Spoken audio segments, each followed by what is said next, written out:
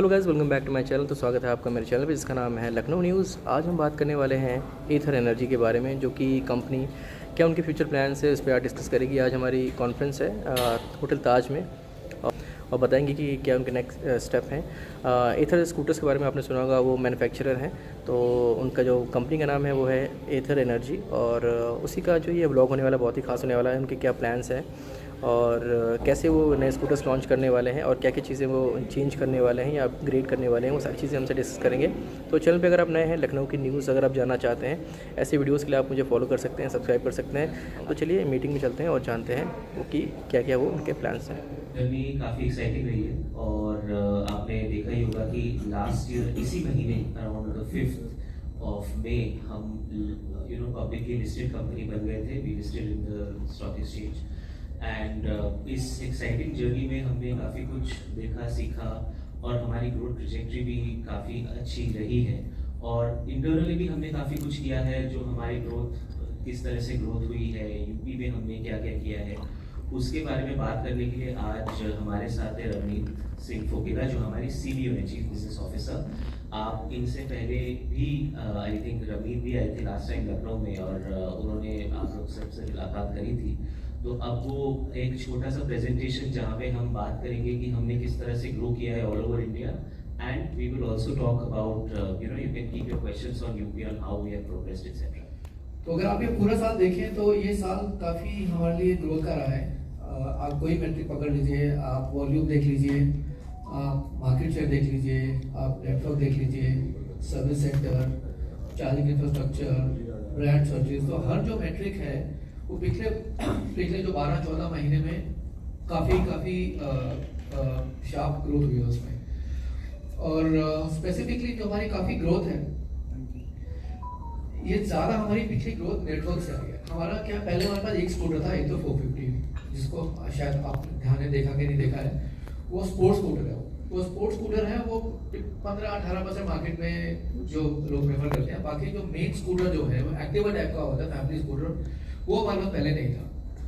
जब वो स्कूटर आया, जो विस्टा, जो फैमिली स्कूटर, जो लास्ट टाइम हमने यहाँ पे आके हमने लॉन्च भी किया था, उसके बाद दो चीज़ हुई। एक तो आपके पास एक स्कूटर ऐसा आया जो मेन स्ट्रीम कस्टमर को पसंद है। 450 बड़ा शार्प यूथफुल स्कूटर है, वो इतने लोग ही लेते हैं वो। एक तो स्पेशली नॉर्थ में, यूपी में, राजस्थान में, मध्य प्रदेश में, दिल्ली में, वहाँ पे वही स्कूटर चलता है वो। तो एक जो विस्टा आया, एक तो वो एक हमारा जो मार्केट बढ़ गई, क्योंकि वो जो रेलिवेंट हो गया स्कूटर सबके लिए। दूसरा क्या हुआ, जो पुरानी कंपनी है, हीरो है, बजाज है, TVS है, उनका पेट्रोल भी बिकता है और EV भी बिकता है। तो उनका जो डीलर है उस पर कोई प्रेशर नहीं है कि कितने EV बेचने हैं, उसको सिर्फ स्कूटर बेचने हैं या मोटर बाइक बेचने हैं। हमारे जो डीलर हैं वो सिर्फ EV बेचते हैं, और अगर EV नहीं बिकेगा तो उनका वो तो बेसिकली दाल रोटी नहीं चलती है। तो हमें देखना ये था कि हम अपना नेटवर्क तब बढ़ाएंगे जब एक ऐसा स्कूटर आएगा जो पूरी मार्केट के लिए रेलेवेंट हो। तो जैसे विस्टा आया, उसके बेसिस पे हमने अपना नेटवर्क बनाना शुरू किया। पिछले साल हमने जो खत्म किया था, हमारे कोई 350 स्टोर थे, अभी हमारे 700 में डबल किए हैं। लेकिन स्टोर के साथ जो हमारी कहानी जो है वो साथ में सर्विस की है।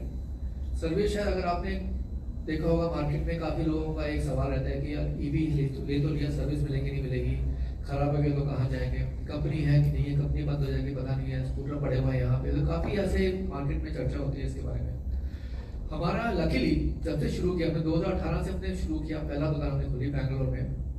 तो हमारा बिजनेस मॉडल बड़ा क्लियर शुरू से है कि जो डीलर हमारा जो है, डीलर के पास कोई ऑप्शन नहीं है कि वो बोले कि मैं सेल्स खोल दूंगा लेकिन सर्विस नहीं करूंगा, वो पॉसिबल नहीं है।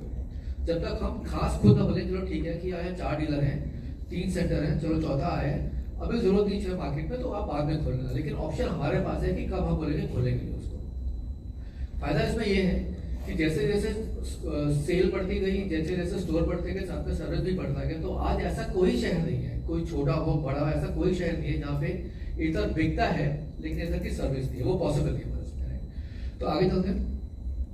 अगर आप ओवरऑल देखें तो हमारे ये एक क्वार्टर के देखें, लास्ट क्वार्टर के ऑलमोस्ट 85,000 यूनिट बेचे हैं, 300 करोड़ के कोई सेल है टोटल। पूरे साल का अगर आप देखें तो पिछले साल हमने बेचे थे कोई 1,65,000 के करीब, 1,56,000 करीब। इस बार 2,60-65 के आसपास है, और ये डिस्पाइट द फैक्ट कि अभी इंडस्ट्री में सबकी शॉर्टेज चल रही है। डिमांड बढ़ रही है। अप्रैल बढ़िया था, मार्च बढ़िया था, फेब ठीक ठाक था, और अब पिछले अगर मैं 6 महीने देखता हूँ तो ऐसे डिमांड का ग्राफ ऐसे जा रहा है वो। तो ऐसा कोई नहीं है मार्केट में ई व्हीलर जो legitimate EV two wheeler manufacturer जिसके पास पूरी सप्लाई है। सबके पास अभी भी डिमांड ज़्यादा है, सप्लाई कम है, तो ये नंबर और भी ज़्यादा होता अगर हमारे पास सप्लाई की चैलेंज ना होता। इसकी मैं बात कर चुका हूँ, और हमारे 700 स्टोर हैं, कोई 490 करीब शहर में। तो जब आप 490 शहर पहुँच जाते हैं तो आप सोचिए इतने छोटे छोटे शहर हैं जहाँ पे छोटी पॉपुलेशन है, वहाँ तक भी पहुँच गया अभी। लेकिन अभी भी अगर मैं कंपेयर करता हूँ जो लेगेसी प्लेयर हैं, बजाज हो गया, टीवीएस होगा, जो उनके टोटल अगर नेटवर्क देखें आप तो उनका नेटवर्क जाता है 3000, 3500, 4000। तो अभी ग्रोथ की अपॉर्चुनिटी हमारी अभी भी बहुत है। भले हमने एक साल में डबल कर दिया है, लेकिन अगर मैं ओवरऑल कंपैरिजन देखता हूँ तो अभी बहुत अपॉर्चुनिटी है ज़्यादा बढ़ाने के लिए, स्पेशली आगे जाते हुए। जैसे हमारा नया स्कूटर आ रहा है, आज जो बात करूँगा मैं, हम मोटर बाइक की बात कर रहे हैं। मोटर बाइक आप जानते हैं रूरल में बहुत बिकती है, जो गाँव में ज़्यादा बिकती है, वो अपॉर्चुनिटी है अभी इसमें बहुत है। कम से कम 2-3 साल अभी ग्रोथ चलती रहेगी। हमने कहा था कि अपनी जो मार्केट है हम 3 भाग में उसको बांटेंगे। हमने कहा था कि जब वो प्रोडक्ट आएगा तो उसके रहते हुए धीरे धीरे हम बढ़ाएंगे अपना नेटवर्क, ताकि बिकॉज नेटवर्क बनाना अगर ओवरनाइट नहीं होता है। अगर आज सोचेंगे नेटवर्क बढ़ाना है तो 6, 8, 10, 12 महीने लगते हैं, तो हमने बढ़ाना शुरू किया। और जबकि हमारा जब तक हमारा इवन तो हमारा फोकस मिडिल इंडिया में था, फिर भी 4 से ऑलमोस्ट 12% मार्केट शेयर यहाँ भी बढ़ा, बिकॉज वो ब्रांड का मोमेंटम देखा। ओवरऑल अगर आप देखें हमारा मार्केट शेयर हमने 7-8 से शुरू किया था, पिछले 18 महीने में हमारा 18.5 करीब हो गया शेयर। और ये अभी भी नॉर्थ में अभी भी हमारा कम है। अगर साउथ में देखें हमारा साउथ में हमारा मार्केट लीडरशिप रही है। हमारी स्टोरी जो है वो काफ़ी जो अलग है बाकी 2 व्हीलर मैन्युफैक्चरर से। आपको इस पता नहीं शायद मालूम है कि मालूम है, एक हमारा स्कूटर जो है उसके ऊपर एक सॉफ्टवेयर पैक आता है जो जिसको हम एक्सेसरी के नाम से मानते हैं, मतलब फिजिकल पैक नहीं है, एक एक्सेसरी है। बिना एक्सेसरी के, बिना जिसको हम प्रो पैक बोलते हैं, एक स्टैक बोलते हैं, बिना उसके स्कूटर बढ़िया है, उसमें कोई चेंज नहीं है। वही टॉप स्पीड है, वही ब्रेकिंग है, वही एक्सेलरेशन है, वही टॉर्क है, वही रेंज है, वही बैटरी है, तो बढ़िया स्कूटर है। उसमें कोई ऐसे नहीं कि उसमें कोई कमी है। लेकिन जो खास फीचर्स हैं एथर के, जो एथर जिसके लिए माना जाता है, मैजिक ट्विस्ट हो गया, ऑटो होल्ड, ऐसे बहुत फीचर्स हैं जो सॉफ्टवेयर एनेबल्ड हैं, वो अलग से कस्टमर को लेना पड़ता है। तो जितने का भी स्कूटर है, तो स्कूटर अलग अलग रेंज के हैं, तो पैक भी है वो 14,000 से 22,000 का अलग अलग है, डिपेंडिंग ऑन अपने खुद का स्कूटर लिए। ये जो पैक है सॉफ्टवेयर का है, ये ऑप्शन है, आप उसके बिना भी ले सकते हैं। लेकिन ऑप्शन के होने के बावजूद भी अगर आप ये देखें तो 100 में से 90 लोग आज भी लेते हैं, क्योंकि एथर माना जाता है ये मैजिकल फीचर्स के कारण। लोग बोल रहे हैं कि अगर मैंने एथर लेना ही है, अगर मैंने प्रीमियम स्कूटर लेना ही है, और मैंने सबसे जो टेक्नोलॉजी एडवांस स्कूटर लेना ही है, तो मैं पूरा आगे जाऊंगा। फिर मैं आधा क्यों रुकूं? मैंने ये स्कूटर लिया, सॉफ्टवेयर नहीं लिया मैंने। हमारे देखिए वॉल्यूम देखिए 4 गुना बढ़ गई है, लेकिन जो सॉफ्टवेयर का अटैच रेट है 90% लोग अभी भी ले रहे हैं। तो हमने सोचा कि जब साउथ में है तो ठीक है, शायद वहाँ पे ज़्यादा टेक्नोलॉजी वाले हैं, बैंगलोर है, हैदराबाद है, इसलिए शायद वहाँ ज़्यादा बिक रहा है। मिडिल में गए, अभी अटैच रेट कम नहीं हुआ। हमने सोचा शायद नॉर्थ में है, जहाँ पे अभी थोड़ा साउथ नॉर्थ में टिपिकल डिफरेंस रहता है टेक्नोलॉजी का, यहाँ भी नहीं हुआ। हमने सोचा शायद कि अगर हम जब छोटे शहरों में जाएंगे तब मे भी छोटे शहरों में लोग हैं ज़्यादा अप्रिशिएट ना करें सॉफ्टवेयर को, शायद वहाँ नहीं लेंगे। लेकिन आज 480-90 शहर में जाने के बावजूद भी 90% पे है, तो क्लियरली यहाँ पे एक बहुत ट्रैक्शन है। चार्जिंग की स्टोरी हम है कि अगर आप टॉप 4-5 लोग प्लेयर देखें वहाँ पे, तो जितना फोकस हमारा चार्जिंग पे रहा है वो किसी का भी नहीं रहा है। अभी हमारे कोई ऑलमोस्ट 6000 चार्जिंग पॉइंट है ना। और अगर मैं इससे कंपेयर करता हूँ कि नंबर 2 पे कौन है इसके बाद, क्योंकि अगर आप टॉप 5-6 प्लेयर देख लीजिए तो उसमें से जो चार्जिंग पे फोकस कर रहे हैं तो उसमें हम कर रहे हैं, और एक ओला ने बोला था कि वो भी चार्जिंग लगाएंगे। अगर मैं सिर्फ मैं just going by the public number जो उनके वेबसाइट में है, जो हमारे 5,500-6,000 चार्जिंग हैं उनके कोई 450-500, तो 10 गुना का फर्क है। तो ये फोकस हमारा बहुत सॉलिड रहा है कि जहाँ जहाँ हम जो भी नए शहर में जाते हैं, पहले हम दुकान खोलते हैं, साथ में सर्विस सेंटर, साथ में चार्जिंग, तीनों चीज़ें साथ जाती हैं। ये हमारा नया स्कूटर है, ये है, इसको हम EL प्लेटफॉर्म बोलते हैं। प्लेटफॉर्म क्यों है ये कि ये प्लेटफॉर्म से 5, 7, 10 अलग अलग किस्म के प्रोडक्ट निकल सकते हैं। जैसे सेम प्लेटफॉर्म पे आप एक छोटा स्कूटर बना सकते हैं, city scooter, Scooty Pep type का, अगर आपको बनाना चाहें तो। उसी प्लेटफॉर्म पे आप एक एक्टिवा टाइप का स्कूटर बना सकते हैं, रिस्टा टाइप का। उसी प्लेटफॉर्म पे आप बना सकते हैं कोई बड़ा स्कूटर, जैसे आपने देखा होगा ये सुजुकी बर्गमैन जो है। तो प्लेटफॉर्म का मतलब क्या है? प्लेटफॉर्म में 3-4 चीजें मिलकर बनती है, जैसे मोटर है, बैटरी है, व्हील साइज है, 3-4 चीजें हैं।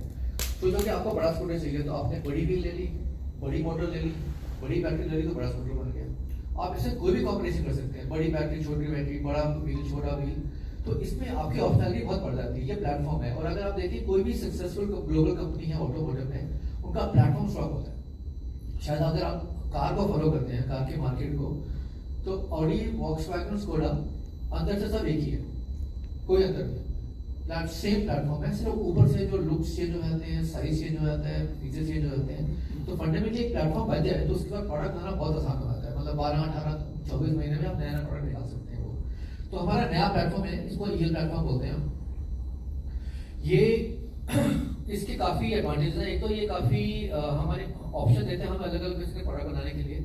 तो मान लीजिए अब जैसे नॉर्थ के लिए एक प्रोडक्ट बनाया, कभी हम ईस्ट में गए, तो अगर मान लो ऐसे कोई रिक्वायरमेंट है नया प्रोडक्ट बनाने के लिए, वो इससे निकल आएगा। कल को हम बोल रहे हैं हम इंटरनेशनल जा रहे हैं, वहाँ रिक्वायरमेंट है, वो इससे निकल आएगा। तो एक बार प्लेटफॉर्म बन गया आपका, एक ही अंदर का एक कोर तैयार हो गया, उसके बाद जो बाहर का जो रैपर लाना मुश्किल है इसमें। तो ये वर्सेटाइल है, काफी सेफ्टी के फीचर्स है इसमें। जैसे बात करूँगा मैं, कॉस्ट ऑप्टिमाइजेशन है इसमें। ये जो प्लेटफॉर्म है, हमें जो कॉस्ट के हिसाब से 10 से 15% कम कॉस्ट में हमें ये पड़ता है। इसका मतलब हमारा जो एडवांटेज ये होगा कि जब मार्केट में जाएंगे हम, तो हम लोअर प्राइस पॉइंट पे भी अटैक कर सकते हैं। जैसे अगर आप अभी देखें कि मार्केट को, अगर एक हमने मार्केट को 4 सेगमेंट में डिवाइड किया। एंट्री सेगमेंट बोलते हैं हम 1 लाख से कम, फिर मास सेगमेंट 1 से 1.25 लाख, मास प्रीमियम 1.25 लाख से 1.5 लाख, और उसके ऊपर प्रीमियम सेगमेंट। 4 सेगमेंट हो गए मान लीजिए। अगर आप देखें मार्केट में लोग किस किस पॉइंट पे खेलते हैं, क्लियरली आप देखिए हमारा स्ट्रेंथ यहाँ पे, बाकी है यहाँ पे। यहाँ देखिए, यहाँ पे बहुत टीवीएस है, बजाज है, हीरो है, यहाँ पे ओला है, यहाँ पे हीरो है। यहाँ पे ब्रॉडली देखिए तो हमारा स्ट्रेंथ दबा के यहाँ पे। एग्जैक्ट नंबर देना मुश्किल है, लेकिन ब्रॉडली बता रहा हूँ अगर मार्केट में, तो अप्रोक्सीमेटली 45 से 55% मार्केट यहाँ पे है, कोई 15 से 20% मार्केट यहाँ पे है, बाकी मार्केट यहाँ पे है। तो आगे मार्केट यहाँ बैठी हुई है। यहाँ पे आज इस मार्केट में हमारे पास एक प्रोडक्ट भी नहीं है, नॉट इवन वन। तो अगर हमारा 18% मार्केट शेयर है, हमने जो 4.5 से 18 गए हैं पिछले 1 साल में, सिर्फ इस 2 सेगमेंट में खेल के गए। यहाँ तो अभी हमने खेलना शुरू भी नहीं किया। ये अपॉर्चुनिटी है। मान लीजिए अगर यहाँ पे जो आधी मार्केट है, 50% मार्केट पकड़ लीजिए यहाँ पे, मैंने अगर यहाँ 20% जो मार्केट पकड़ ली, आज मेरा 18% मार्केट है टोटल में, अगर मैंने 15-18 भी पकड़ ली यहाँ पे, तो नेशनल लेवल पे मेरा मार्केट शेयर 26-28 करीब बनता है, सिर्फ मैथ के हिसाब से। राइट।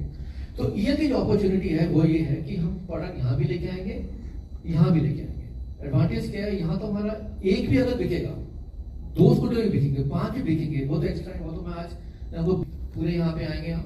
जो पहला आएगा जो ईएल का, जो इस फेस्टिव में लेके आएंगे कोई दिवाली के पहले, वो यहाँ पे शुरू करेंगे, उसके बाद फिर यहाँ पे आएगा, फिर यहाँ पे आएंगे। तो ये हमारा सीक्वेंस रहेगा। तो जैसे रिस्टा ने आके हमारा काफी पूरा बिजनेस फुटप्रिंट को चेंज कर दिया। मिडिल इंडिया में ग्रोथ हुई, नॉर्थ में ग्रोथ शुरू हो गई, साउथ में जो हमने अपना पोजीशन को स्ट्रॉन्ग कर लिया। जब ईएल आएगा, हमारा ये मानना है कि जो नॉर्थ के मार्केट है, जो मार्केट बच गई है, जहाँ पे अभी हमारा 12-12.5% मार्केट शेयर है, ईएल आके वो मार्केट पकड़ेगा। तो अभी हमारी जो फैक्ट्री है तमिलनाडु में, उसकी कैपेसिटी है कोई 35,000 यूनिट पर मंथ की। वो अभी कम पड़ रहा है हमको, क्योंकि अभी डिमांड बढ़ रही है। एक तो वैसे ईवी की पेनिट्रेशन बढ़ रही है, ऊपर से जो ये शुरू हुआ ईरान वॉर, तो लोगों को थोड़ा हुआ कि यार पेट्रोल का पता नहीं कहाँ जा रहे हैं, दाम बढ़ने वाला नहीं पड़ेगा, होगा नहीं होगा, लाइन लग जाएगी, पेट्रोल पंप नहीं लगेगी। तो लोगों को थोड़ा वो टेंशन शुरू होगी पेट्रोल के बारे में, तो उससे डिमांड बढ़ गई। 3-4 दिन पहले मोदी जी ने आके उन्होंने बोला कि पेट्रोल का जरा कंजर्व कीजिए, कम कीजिए, वो बिल्कुल देश की जरूरत है, वो डिमांड उससे बढ़ रही है। तो अभी अगर मैं देखता हूँ ये कि देखिए यूज आ रही है। अभी मार्केट में कोई ऐसा प्लेयर नहीं है जिसके पास पूरी सप्लाई हो अपना डिमांड को लगाने के लिए, कोई प्लेयर नहीं है। आज मैं सुबह पढ़ रहा था कि टीवीएस की न्यूज़ आई है, उनका कोई ऑफिशियल कोई प्रेस रिलीज आई है, वो भी बोल रहे हैं कि उनका प्रॉब्लम है सप्लाई की। बजाज हम जानते हैं, हमें तो है ही है, हम जानते हैं। अभी हमारी नई फैक्ट्री आ रही है, तो अभी हमारी 35 की कैपेसिटी है, 35,000 महीने की। एक नई फैक्ट्री जो हमारी आ रही है महाराष्ट्र में, वो 2 फेज में आ रही है। टोटल कैपेसिटी उसकी है 10 लाख। फेज 1 में 5 लाख बढ़ाएंगे, जो इस साल में एंड में मतलब नवंबर दिसंबर तक वो चालू हो जाएगी। और दूसरी उसके बाद जो 5 लाख बचेंगे वो 1 से 2 साल में हम चालू कर देंगे। तो एंड ऑफ द ईयर अगर मैं देखता हूँ अभी यहाँ से अगर नवंबर दिसंबर में, तो 4,20,000 एग्जिस्टिंग है तमिलनाडु की, 5 उसके ऊपर आएंगे महाराष्ट्र की, तो टोटल कोई 9 साढ़े 9 लाख की हमारी कैपेसिटी हो जाएगी by end of this financial year.